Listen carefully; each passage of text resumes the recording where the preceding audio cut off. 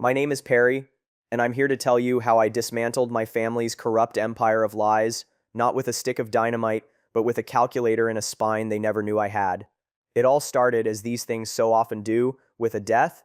My father's, they told me my Uncle Wallace, the executor of my father's estate, was a thief. They weren't wrong, but they were thinking on a scale that was almost insulting in its modesty.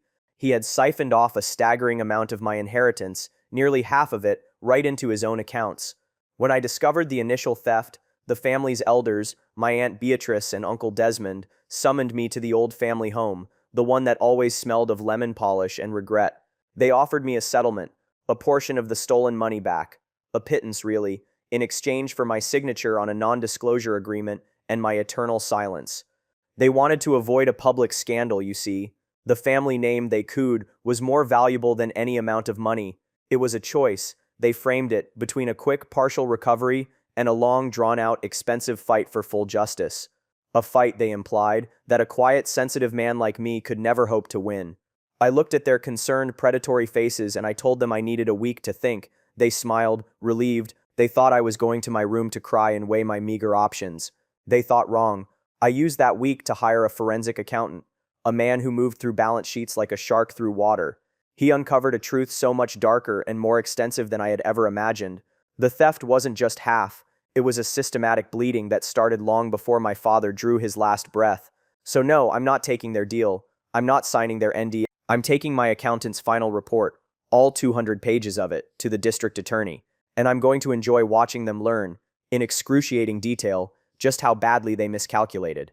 If you've ever been underestimated, if you've ever been told to just be quiet and accept an injustice for the sake of keeping the peace, then you're going to want to hear this. Stick around. My father was a good man. Not a perfect man, nobody is, but a fundamentally good one. He believed in things like handshakes, a person's word, and the unshakable bonds of family. He built a successful civil engineering firm from the ground up, a testament to his own intelligence and relentless work ethic.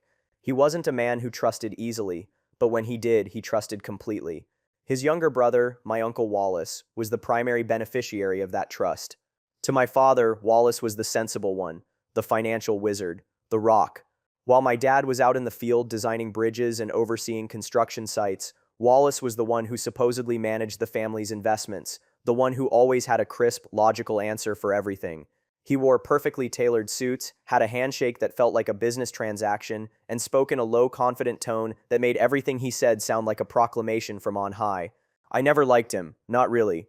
Even as a kid, I sensed a coldness in him, a transactional quality to his affection that always felt off, but my father loved him, and so I respected him. That was the family way. When my father got sick, Wallace stepped up. He was at the hospital. He was handling the company's affairs. He was reassuring everyone that my father's legacy was in the safest possible hands.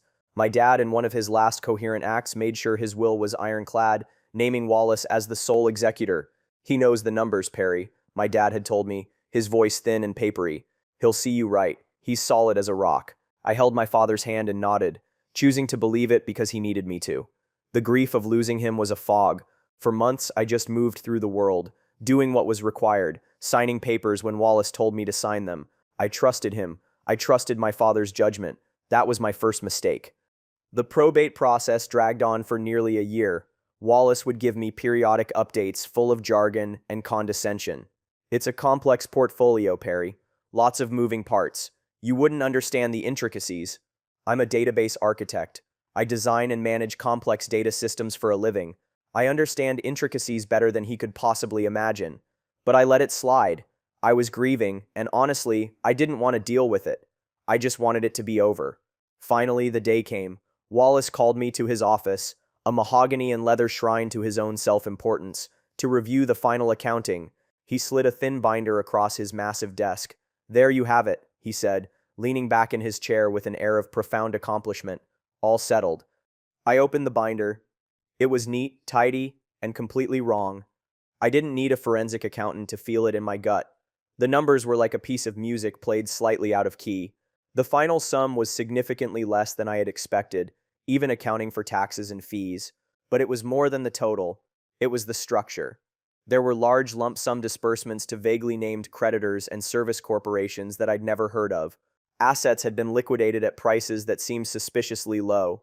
I flipped a few pages, my mind automatically trying to map the data flows. It was like looking at a corrupted database. The relationships didn't make sense. This Halecon consulting group, I said, my finger landing on a seven-figure payment. I don't remember Dad ever mentioning them.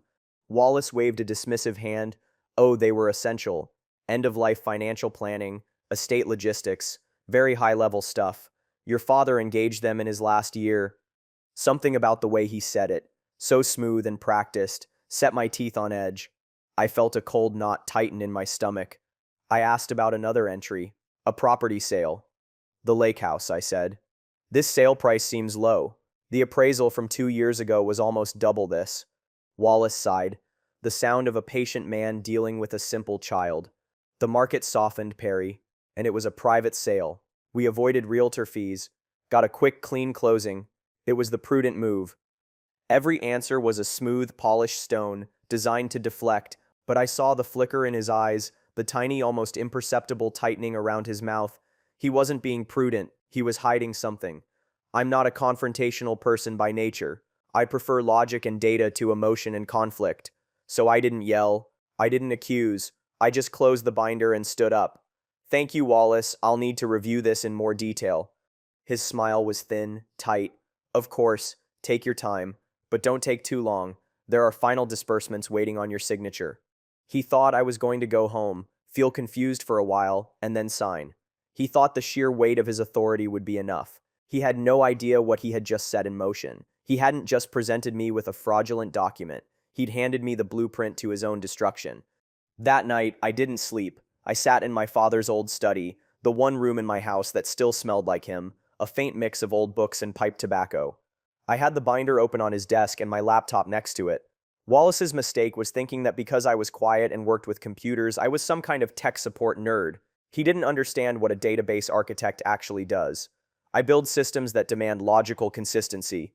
I find the single broken line of code in millions. I see patterns in chaos, and his accounting was the most chaotic, illogical system I had ever seen. I started with Halecon Consulting Group, a simple online search. The company was registered just 18 months ago. Its address was a P.O. box in a different state. There was no website, no phone number, no public presence whatsoever. It was a ghost. Then I cross-referenced the incorporation date. It was 2 weeks after my father's terminal diagnosis. My blood ran cold. This wasn't just skimming. This was a plan. A predatory, premeditated plan. I kept digging. I used a business database I have access to through my work to look up the property sale. The buyer was another LLC, something called Northwood Holdings. A few more clicks and I found the registration documents. The sole officer of Northwood Holdings was a man named Wallace, my uncle. He had sold my father's property to himself through a shell company for half its value and then billed the estate for the clean closing. The sheer audacity of it left me breathless. It was a punch to the gut. This wasn't a stranger ripping me off. This was my father's brother, the man my dad had trusted with everything. The man I had been told my whole life was solid as a rock. The rock was hollow, and it was full of my money. The anger came then, hot and blinding. It was so intense I felt dizzy. I wanted to smash something, to scream, to drive over to Wallace's ostentatious mansion and put my fist through his smug face. But then something else washed over me.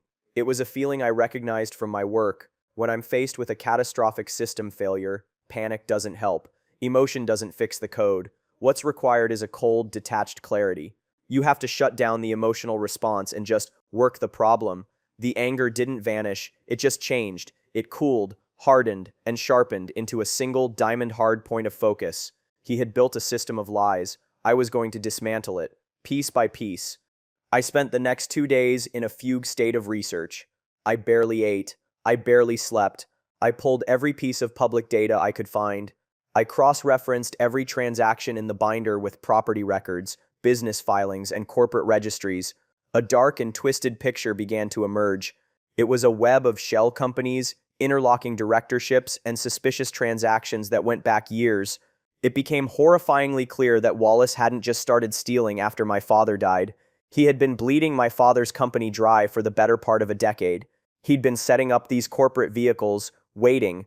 My father's illness had just been the signal to accelerate the plan. I thought back to all those family dinners, all those holidays, Wallace holding court at the head of the table, lecturing everyone on the importance of fiscal discipline and integrity. I remembered him ruffling my hair when I was a teenager, telling my dad, Perry's a good boy, but he's got his head in the clouds. He's not a numbers man like us. He had been cultivating that narrative for years. The quiet, artsy, impractical nephew. The one who wouldn't know a balance sheet from a grocery list. He had been grooming everyone, myself included, to underestimate me. It was the foundation of his entire crime. I remembered one Christmas, maybe 5 years ago. My father had just closed a huge deal, a new municipal bridge project. He was ecstatic. He'd gifted Wallace an expensive watch as a thank you for his financial guidance. I can still see Wallace, holding the velvet box, a look of pious gratitude on his face. You shouldn't have, David, he'd said. But thank you. It's a testament to our partnership.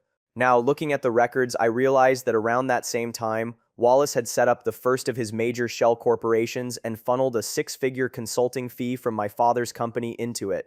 He was wearing my father's gift on his wrist while picking his pocket with the other hand. The memory made me physically sick. The betrayal was so deep, so personal, it felt like a physical violation. It wasn't just about the money, it was about the desecration of my father's memory, of his trust. After 48 hours of non-stop work, I had a dossier. A small one. Amateurish perhaps, but it was enough. It had names, dates, and company registration numbers. It had a clear, undeniable line connecting Wallace to the theft. I called him. I told him we needed to talk, that I had some final questions about the accounting. I suggested we meet at the house. He agreed, his voice dripping with condescending patience. He thought he was coming over to put the final nail in the coffin of my feeble inquiries. He walked into my father's study like he owned the place, which, in his mind, he probably did. He sat in my father's favorite leather armchair and steepled his fingers. All right, Perry, he said with an indulgent smile. What's on your mind? Let's get this wrapped up. I didn't say a word. I just slid my laptop across the desk and turned it to face him. On the screen was the corporate registration for Northwood Holdings with his name listed as the sole director. I watched him. The mask didn't just slip, it shattered. For a split second, I saw pure animal panic in his eyes. His face went pale, a sickly grayish color. His mouth opened, but no sound came out. It was the most satisfying moment of my life up to that point. He recovered quickly, though. The panic was replaced by a flash of rage. What is this? What have you been doing? Prying into things you don't understand. Oh, I think I understand perfectly, I said, my voice steady and cold. I understand you sold my father's property to yourself for half its value. I then brought up the Halicon Consulting Group filing. And I understand you paid this ghost company, incorporated right after Dad got sick, over $1 million for services. He stood up, his face flushed with anger. You are an ungrateful boy. After everything I've done, managing this mess, protecting your inheritance, protecting it, or carving it up for yourself like a Thanksgiving turkey. The argument got loud then. He blustered, he threatened, he accused, he tried to gaslight me, telling me I was misinterpreting complex legal structures, that I was being paranoid and emotional, but I had the data. Every time he threw a lie at me, I countered with a fact, a date, a registration number. The more I stayed calm and factual, the more unhinged he became. Finally, seeing he was getting nowhere, he played his trump card. You do anything about this, you'll drag your father's name through the mud. You'll create a scandal that will destroy this family's reputation. My father's name is already in the mud, Wallace. I shot back. You put it there. That's when his phone rang. He glanced at it, a flicker of relief on his face. He picked it up.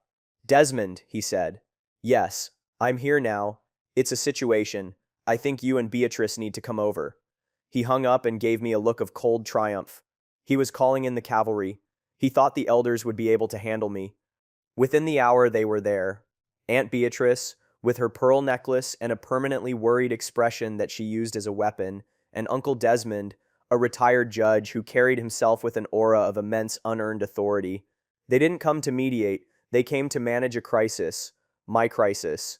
They sat me down in the living room, the three of them forming a tribunal on the sofa opposite me. Wallace had already given them his version of the story, the hysterical, grieving nephew making wild, baseless accusations. Beatrice started, her voice soft and syrupy. Perry, darling, we know you're upset. Losing your father has been a terrible shock for all of us. Sometimes when people are grieving, they don't see things clearly. They look for someone to blame. Desmond picked up the thread, his tone grave and judicial. Wallace has explained the situation. These are standard, albeit complex, estate management tools. Legal structures designed to minimize tax burdens and protect assets. You're not a finance man, Perry. It's natural you would be confused. It was a masterclass in condescension and emotional manipulation. They were patting me on the head, telling me I was just a silly, emotional boy who couldn't possibly understand the world of grown-ups. And then came the offer. Look, Desmond said, leaning forward. To avoid any unpleasantness, and to show good faith, Wallace is prepared to make a gesture. There was some aggressive accounting, let's say. Perhaps he was overzealous in his duties. He is willing to transfer a sum of money to you. A significant sum. In return, you sign a simple document, an NDA, agreeing that the matter is settled and you will not discuss it further. We keep this within the family. We protect your father's memory from a messy public spectacle. He named a number. It was roughly a quarter of what I had initially estimated Wallace had stolen. They were offering me a fraction of my own money back and calling it a generous gift. They weren't there to find justice, they were there to buy my silence, to sweep the crime and the criminal under the family rug. They looked at me, their faces a mixture of feigned sympathy and steely expectation. They thought they had me cornered, the grieving, confused boy against the united front of the family elders. They expected me to break down, to be grateful, to accept their tainted offer. I looked at each of them in turn. Wallace, smug and defiant. Beatrice, wringing her hands with practiced anxiety. Desmond, radiating impatient authority. I saw them for what they were. Not pillars of the family, but co-conspirators in a cover-up. Their concern wasn't for me, or for my father's memory. It was for their own comfort, their own reputation, their own carefully constructed facade. In that moment, the last vestiges of my grief-fueled hesitation burned away.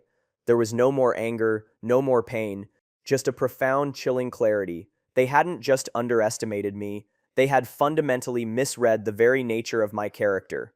They mistook my quietness for weakness, my grief for incompetence. I stood up. I need some time to think about your offer, I said, my voice devoid of emotion. Give me a week.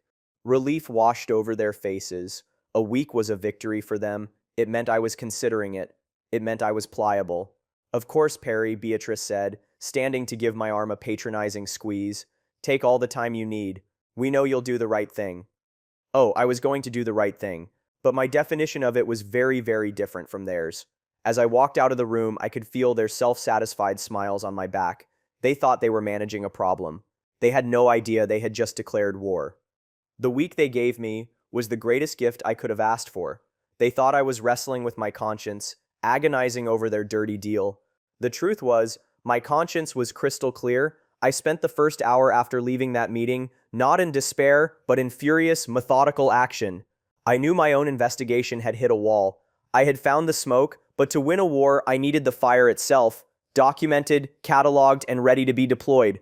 I needed a professional. I needed a weapon. I went online and searched for the most ruthless forensic accountants in the state. I wasn't looking for a corporate drone from a big soulless firm. I was looking for a specialist, a shark, someone who lived for finding the rot hidden inside the numbers. I found him on the third page of my search results, Marcus Thorne.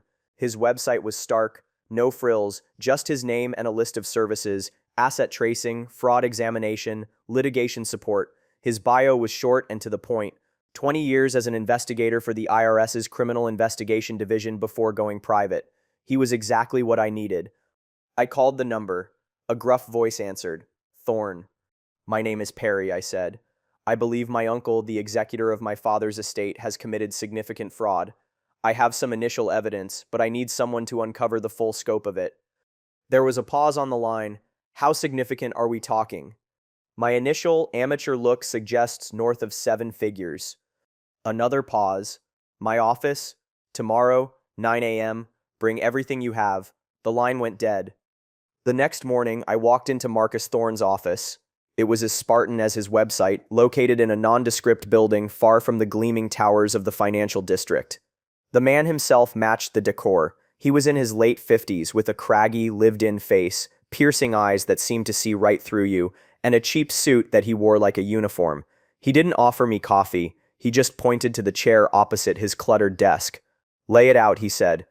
For the next hour, I walked him through my findings. I showed him the binder Wallace had given me, I showed him the public records for Halicon Consulting and Northwood Holdings. I laid out the timeline of my father's illness against the incorporation dates of the shell companies. I spoke calmly, factually, presenting the data points as if I were giving a project briefing at work. Marcus listened without interruption, his eyes fixed on me, occasionally glancing at the documents I pushed across his desk. He didn't take a single note. When I finished, he was silent for a long moment, leaning back in his creaky chair. He looked at my dossier, then back at me. I expected him to be impressed, or at least to acknowledge the work I'd done. Instead, a wry, almost sad smile touched his lips.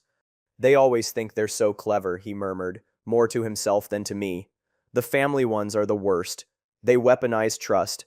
They count on you being too emotional, too scared of making waves to ever look closely. He picked up the registration document for Northwood Holdings, a direct sale to a shell company, in his own name. That's sloppy, that's arrogant. He doesn't respect you. That's his mistake. Then he looked me straight in the eye and his demeanor shifted. The professional skepticism was gone, replaced by something else, a flicker of shared experience. You want to know why I left the service and do this? He asked. I shook my head. My father ran a small manufacturing business, built it with his bare hands. When he died, he left it to me and my brother. My brother was the Wallace in our story, the smooth one, the numbers guy.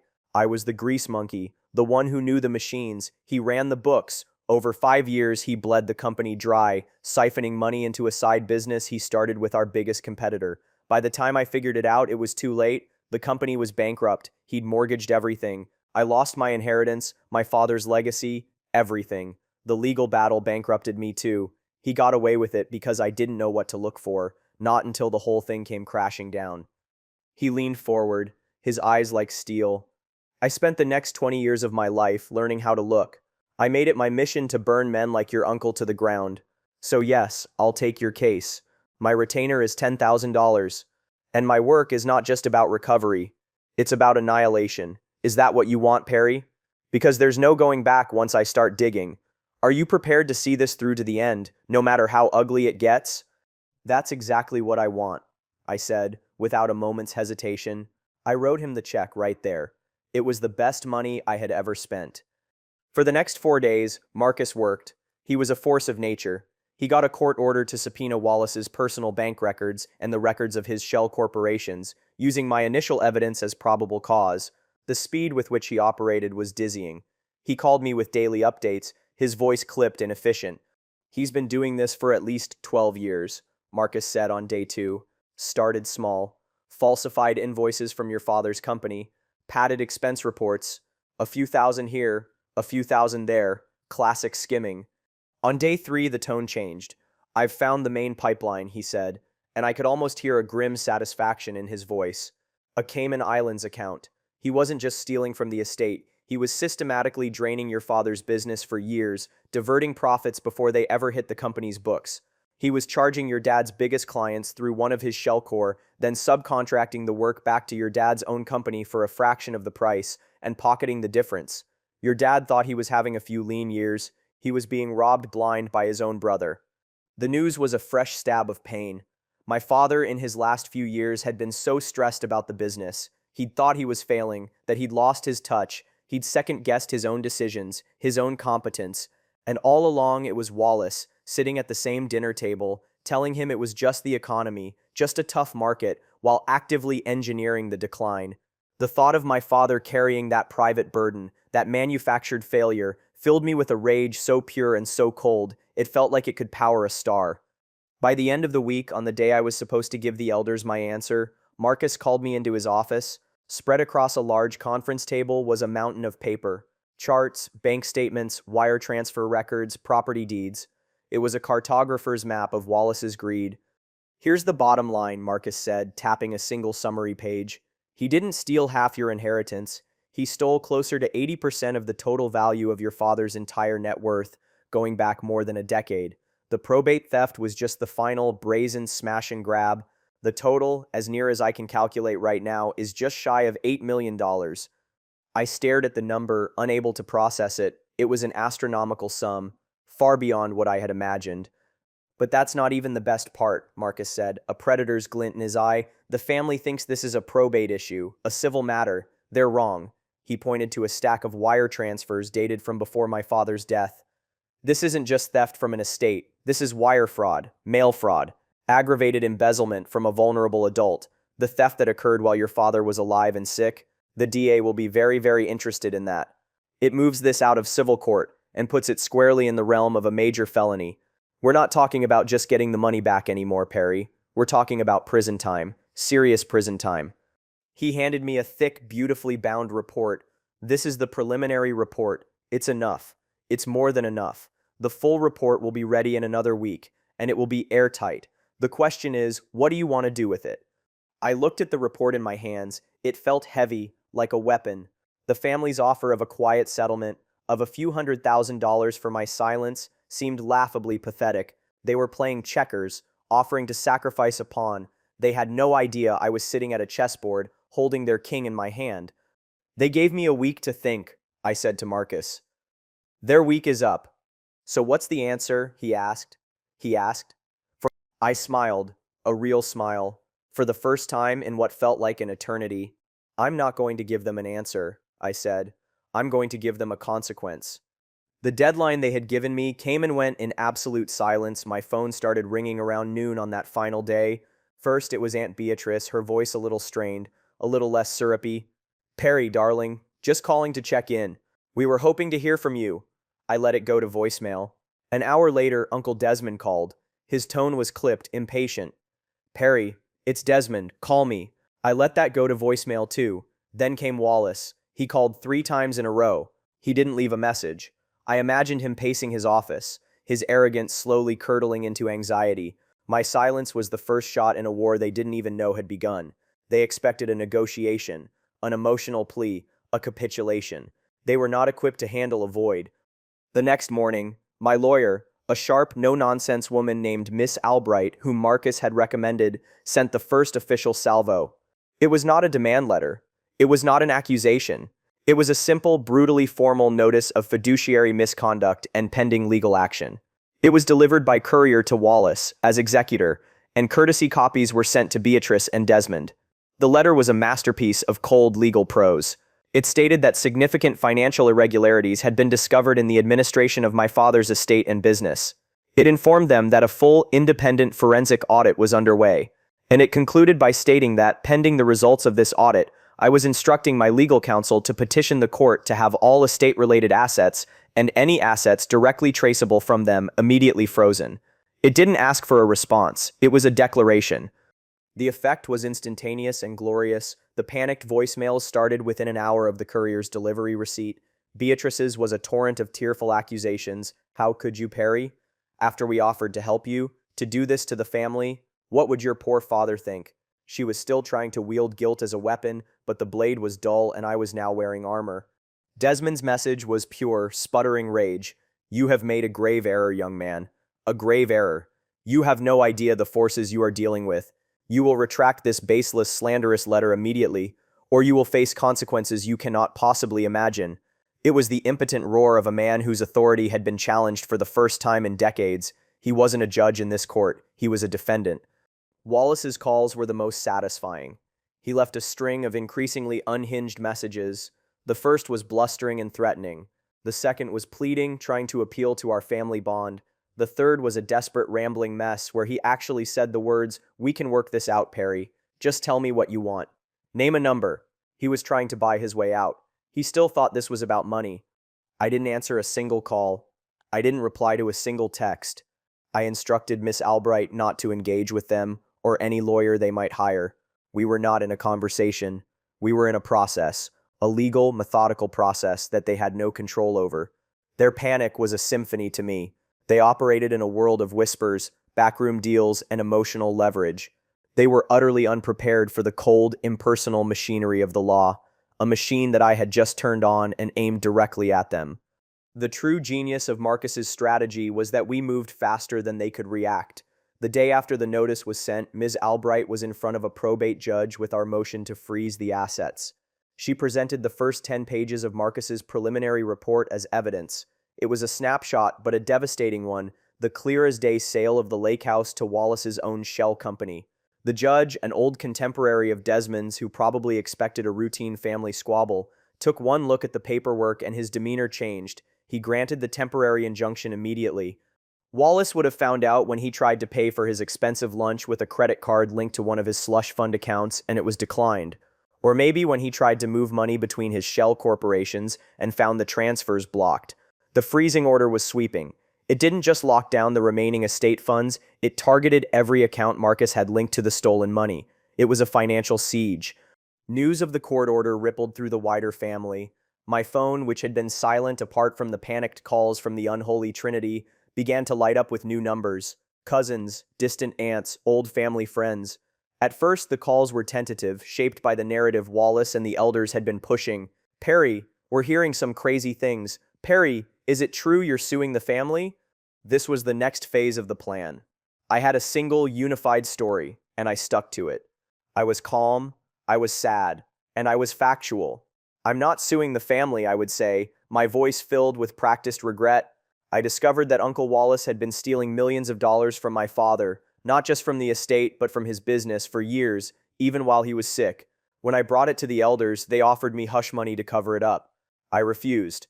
I hired an accountant to find the truth and a lawyer to recover what was stolen. That's all there is to it." I didn't need to be angry or accusatory. The facts were damning enough. The story of Wallace stealing from his dying brother was a bomb that vaporized the elders' narrative of a greedy, unstable nephew. The family, a unit that had been held together by the elders' authority and a carefully curated image of respectability, began to fracture. My cousin Sarah, Beatrice's daughter, was one of the first to break ranks. She called me, crying. "Is it true, Perry, what they're saying he did to Uncle David's company?" "It is," I said quietly. "Mom just keeps saying you're trying to destroy the family, that you're being manipulated by some shyster lawyer." "Sarah," I said, "do you want to see the proof? I can send you 2 pages from the report, just 2 pages. You can make up your own mind." I emailed her the summary of the lake house transaction and the wire transfer to Helicon Consulting. An hour later, she called back. Her voice was shaking with fury. "That monster, that absolute monster. And my mother is protecting him." That was the first domino. Sarah started talking to her siblings, to our other cousins. The truth, backed by undeniable proof, spread like wildfire. The family exodus, as Marcus called it, had begun. The elders were completely isolated. Their authority, built on a foundation of secrets and lies, crumbled when exposed to the light. Their attempts at counter-manipulation became more and more desperate. They launched a smear campaign, telling anyone who would listen that I was mentally unstable, that I was in debt, that I was being vindictive over some imagined childhood slight. But it was too late. I had the one thing they didn't: credibility. I had the receipts. Every lie they told was shot down by a simple, verifiable fact. They were drowning, and they were trying to punch the water. The final piece of Marcus's full report arrived a week later. It was a work of art, 212 pages of pure, unadulterated evidence. Every fake invoice, every illegal wire transfer, every fraudulent document was there, cross-referenced and annotated. It laid out a criminal conspiracy in such meticulous detail that it read like a script for a movie. It detailed how Wallace had used the stolen funds to finance a lavish lifestyle, luxury cars, exotic vacations, even a secret condominium in the city where he entertained a mistress. He had paid for it all with my father's sweat and trust. Marcus had even found evidence that Beatrice and Desmond had received gifts from Wallace, large 5-figure sums that came directly from the shell accounts. They weren't just covering for him, they were on his payroll, they were complicit. Mrs. Albright reviewed the full report. "This is it," she said, her voice grim. "This is more than enough for the DA. This is a slam dunk. Are you ready?" "I'm ready," I said. But first, there was one last thing I had to do. I wanted to see their faces. I instructed Miss Albright to arrange one final meeting. I told her to inform their newly hired and very expensive lawyer that I was willing to discuss a potential global settlement to avoid criminal proceedings. It was a lie, of course, but I knew they would leap at the chance. It was the only card they thought they had left to play. They still believed, even then, that they could buy their way out of the hole they had dug. The meeting was set for a Friday afternoon at Miss Albright's firm, a neutral, sterile conference room with a large oak table and a view of the city. I arrived early and sat with my back to the window. I watched them walk in, one by one. They looked awful. Wallace was gaunt, his expensive suit hanging off him. The smug confidence was gone, replaced by a twitchy, hunted look. Beatrice's face was a puffy mess, her eyes red-rimmed from crying or sleepless nights. Desmond, the great patriarch, looked like a deflated balloon. His shoulders were slumped, his face gray. Their lawyer, a slick man in a suit that probably cost more than my car, tried to take control, starting with some bluster about unfounded allegations and family misunderstandings. I let him talk for a few minutes. I let the three of them sit there, simmering in their own fear and self-pity. They were waiting for me to make my demand, to name my price. They thought they were there for a final, humiliating negotiation. When their lawyer finally wound down, I didn't say a word. I just reached into my briefcase and pulled out three thin folders. They were copies of the executive summary of Marcus's report. Just the first 20 pages. The greatest hits. I slid one folder across the polished table to Wallace, one to Beatrice and Desmond, and one to their lawyer. Before we discuss any kind of settlement, I said, my voice calm and even, I think you should read this. It will provide some necessary context for our conversation. Their lawyer picked it up with a sneer, but as he started reading, the sneer vanished. I watched the others. I saw the exact moment Wallace's eyes landed on the Cayman Islands account number. The blood drained from his face. I saw Beatrice's hand fly to her mouth when she saw the copies of the wire transfers to her own personal account, labeled gift. And I saw Desmond's hand tremble as he read the section on felony embezzlement from a vulnerable adult, with the relevant state penal code cited beneath it. The silence in the room was absolute, broken only by the sound of shuffling paper. It was the sound of their world ending. They weren't reading allegations anymore. They were reading a detailed confession, written in the dispassionate language of bank statements and wire receipts. They were reading their own indictments. After what felt like an eternity, their lawyer closed the folder, his professional composure completely gone. He looked at me, then at his clients, then back at me. "What is this?" he stammered. I leaned forward, placing my hands flat on the table, and for the first time, I allowed myself to enjoy the moment. "That," I said, my voice cutting through the silence like glass, "is a copy of the executive summary of the 200-page report that my forensic accountant has prepared. It details, with irrefutable evidence, 12 years of systematic fraud, embezzlement, and theft perpetrated by my uncle, and aided and abetted by my aunt and other uncle. It is a prelude." Wallace finally found his voice. It was a ragged whisper. "Perry, please, we can fix this. We can pay it all back. With interest. Whatever you want." Beatrice started sobbing, a raw, ugly sound. "Your father would have never wanted this, Perry. A public scandal." I looked at her, my expression unmoving. My father would have never wanted his brother to steal from him while he was dying. My father would have never wanted his sister and brother-in-law to try and cover up a felony to protect their social standing. You don't get to tell me what my father would have wanted. You lost that right. I stood up. The power shift in the room was a physical force. It was exhilarating. "Let me be perfectly clear," I said, my voice ringing with a finality that left no room for doubt. "There is no negotiation. There is no settlement. There is no global settlement to avoid criminal charges. That ship has sailed. In fact, it was never even in the harbor. I brought you here today for one reason, and one reason only, so that I could look you in the eyes when I told you what happens next." I picked up my briefcase. "That summary you're holding, the full 212-page report, along with sworn affidavits and all supporting documentation, is being delivered by courier to the District Attorney's Major Frauds Division. The delivery is scheduled for 9 a.m. Monday morning. Miss Albright has already had a preliminary conversation with them. They are, and I quote, extremely interested." The color of Wallace's face went from pale to a shade of green I had never seen on a human being before. Desmond looked like he was having a heart attack. "My only advice to the three of you," I continued, walking towards the door, "is to instruct your counsel to stop thinking about damage control and start thinking about criminal defense. A good plea bargain is probably the best you can hope for at this point." I paused at the door and looked back at them, three shattered remnants of a family sitting in the ruins of their own making. "You were so worried about protecting the family name from scandal," I said, the words dripping with ice. "You should have been worried about protecting it from criminals. You made a choice. You chose to protect a thief instead of an innocent man's legacy. Now you get to live with the consequences of that choice. My father's legacy isn't some fragile name you can tarnish or protect. It's the truth, and all of you are about to become very, very familiar with it." I turned and walked out of the conference room, leaving them in the silent, expensive tomb they had built for themselves. I didn't look back. Miss Albright followed me out, closing the door softly behind her. As we walked down the hall, I could hear the first raised, frantic voices from inside the room. It was over. The war was won. The aftermath was exactly what Marcus had predicted, swift and brutal. The district attorney's office took one look at the mountain of evidence we handed them and assigned a senior prosecutor to the case. A grand jury was convened, and indictments came down less than a month later. Wallace was charged with a laundry list of felonies: grand larceny, wire fraud, multiple counts of embezzlement. Beatrice and Desmond, to their shock and horror, were charged as co-conspirators and with receiving stolen property. Their attempt to be the family's saviors had made them criminals in the eyes of the law.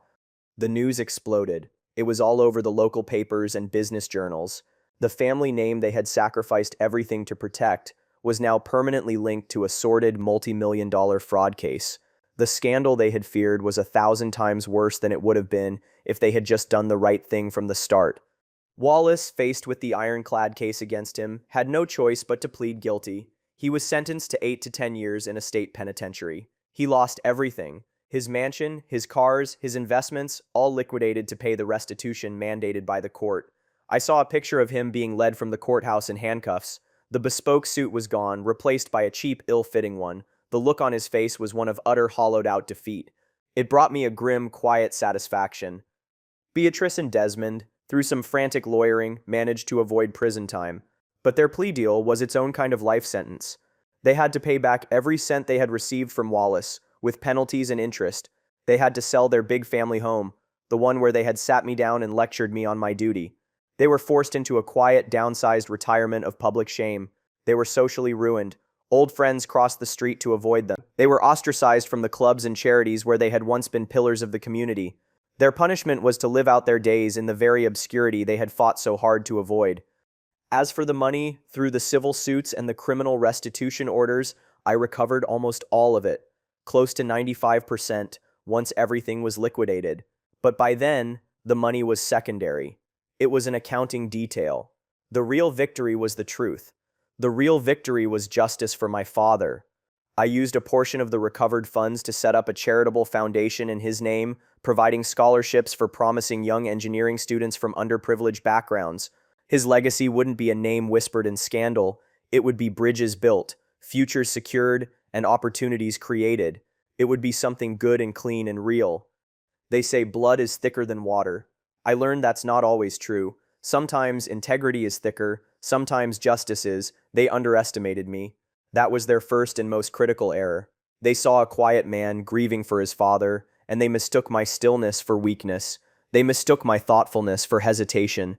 They thought family honor was a shield they could hide behind, a club they could use to beat me into submission. But honor, real honor, isn't about hiding from scandals. It's about facing the truth, no matter how ugly it is, and doing what's right. They chose to protect a crime. I chose to protect my father's memory. If you've ever found yourself in a situation like mine, where you feel outnumbered and outmaneuvered, where people you're supposed to trust are telling you to just be quiet and accept an injustice, I want you to remember my story. Remember that knowledge is power. Finding the facts is power. Hiring the right help is power. And sometimes, the quietest person in the room isn't the weakest.